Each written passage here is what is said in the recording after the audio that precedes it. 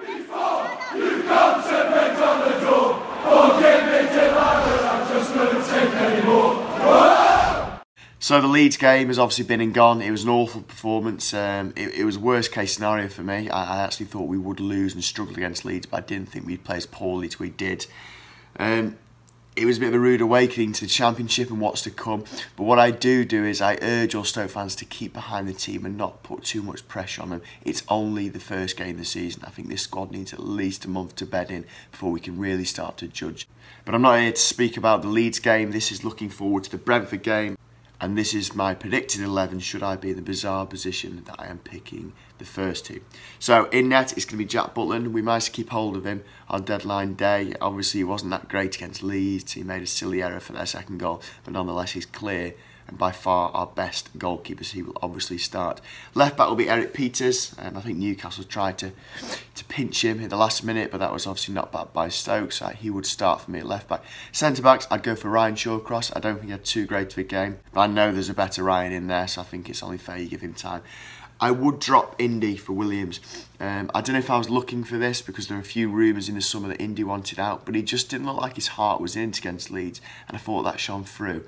And I think him being dropped is the required kick up the arse that I think he needs. And in Williams, we've got a more than adequate replacement to come in. So I play Shawcross and Williams at centre back. At right back will obviously be Bauer. I thought an okay-ish game against Leeds. In midfield, I would have gone for Klukas, but obviously from looking at the press conference yesterday, it sounds like he's at least a month away from being match fit. So with that in mind, I will go with Joe Allen, Etebo, and I will go with Bojan, which I think quite a lot of Stoke fans will agree with. The player I would obviously drop to accommodate Bojan would be Ndiaye.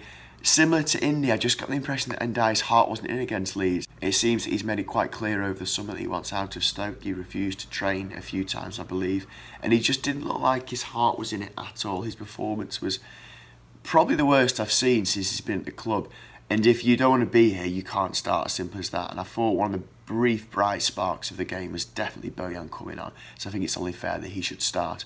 Up front, I will stick with the same three. Again, people might think that's not correct, but all three of these players are new to Stoke and you've got to give them time. So left to right, I will go with McLean, Afobe up front and Ince on the right. I thought McLean had probably the best game out of everyone.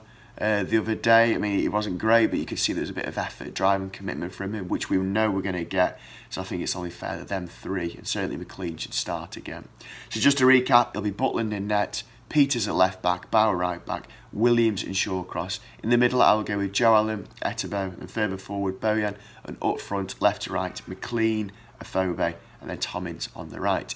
So it's a big game, this one. We've got Brentford, and I hope the club, from the fans right down to the players, don't underestimate Brentford. They've been there or thereabouts a few times over the past couple of seasons, and they're predicted to be there or thereabouts again this time. So if we underestimate them, we will lose. It's a big game, but I think we will win. Fingers crossed.